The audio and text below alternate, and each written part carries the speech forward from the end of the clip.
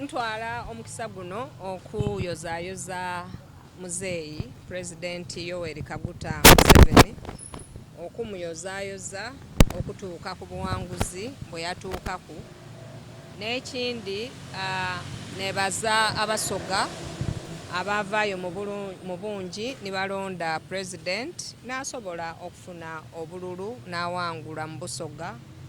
ng'asuukiriza ebitundu nkaaga okujja mu maiso. Nga ife abaanoonya akalulu ne ttiimu edindi, ife abaanoonya akalulu ka muzeeyi nga muzeeyi bwe yampa obuvunaanyizibwa omunoonyeza akalulu nga 15 ogw'ekumi n'entandiika okunoonya akalulu mu Busoga, ndi musanyufu eno nti President atuuse ku buwanguzi obwatutambuzanga, obwatusuzanga mu nnanda, obwatusuzanga mu nsozi, twasula mu malwaliro, twajja twasula mu makanisa, twasula mu masabo, twasula mu nsozi nga tukunoonya bululu bwa muzeeyi. Ndi musanyufu eno nti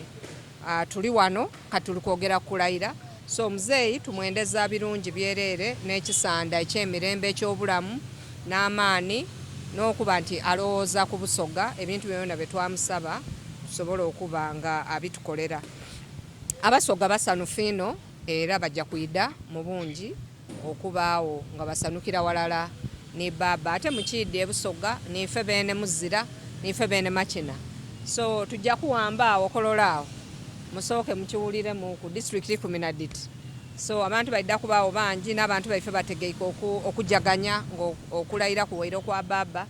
baire yeeka bajaganye mu district daabwe ed'endawulo bena ku nga 3 ediiraku baidda kuba bali mu kulya masala na kukina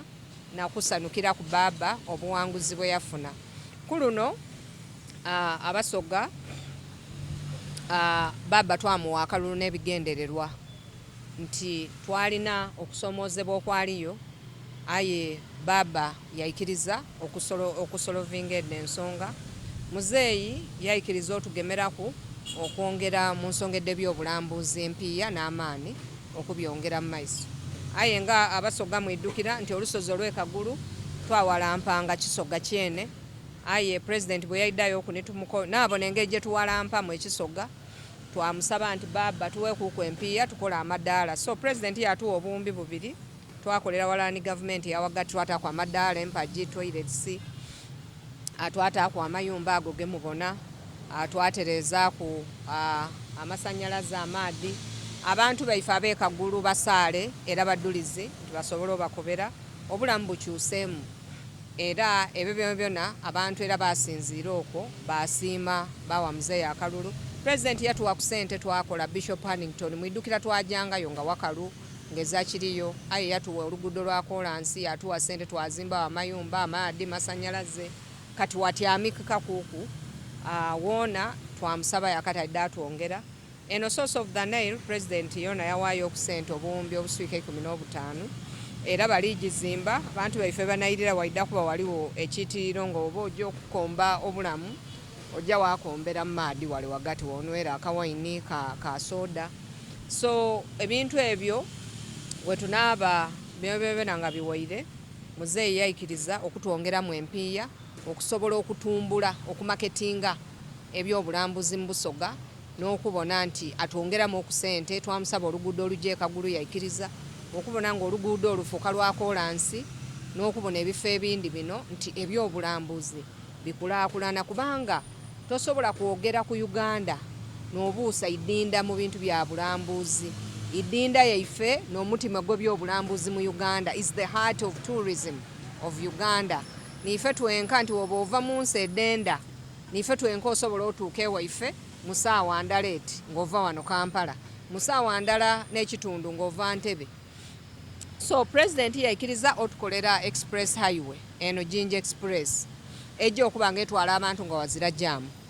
Iddinda oyo gwe mubona ne yava ku ensonga lwaki Busoga ono ne Uganda bajeta the Pearl of Africa. Omwami yava e Bungereza gwe betakyakiri bwe yayidda yayimera ku Ripon Falls yabona ebiyiririro ebyali tibibonekanga ku munsi yona yona yakati wano is the Pearl of Africa. It's the reason why Uganda is called the Pearl of Africa. So wazira ngeri yindi ebintu bino nze nenda okwebaza Maama Kadaga ni President Museveni okuba nti balikola nife abaana abato nti ife tulina energy tukayina amaani n'okuyiddukiza tuyiddukira so muzeeyi twidde nga tumuyiddukiza era yayikiriza we maama we yamukobanga ebya industrial park president yayikiriza yakatadde atuyambaku yatuka tunoonya eitaka nenda okakasa Abasoga nti twayirayo twakobera muzeeyi teitaka twafuna enamasagali ekamuliririyo twafuna iganga twafuna ni esigulu mu maadi owokuta industry y'ebyengege then n'eyindi tunaba tufunye amakolero ag'endawulo bateeyo industrial parks abavubuka baife bafuna emirimu abaana baife abakyala bona bafuna ebyokola ekirungi ekya industries we dida eyasoma n'ataasoma bafunayo emirimu egiri casual n'egy'abantu abaasoma so ebyo bidda tuyamba okutoola abantu baife mu bwavu ate ndikusaba Abasoga baife nti engeri gye mwayikiririza mwife nimulonda President Museveni ife tutujjaako wakumuyiddukiza ife tuyidda muyiddukiza tusobole okubona nga tutoola Busoga ife mu bwavu. Ndowooza ekisooka kyene Busoga ekintu kye tulingiriire kiri ku leadership share leadership presentation obukulembeze mu cake gye bakati okulya cake ekyo tuli kulingirira muzeeyi tubone bwajja okutematema kubanga Busoga butyezira muzeeyi kyatubanda so ife tuli kubanda ku sharing eyo cake ya leadership then ekindi Busoga eri kwenda Abasoga kye basinga kwenda kuva mu bwavu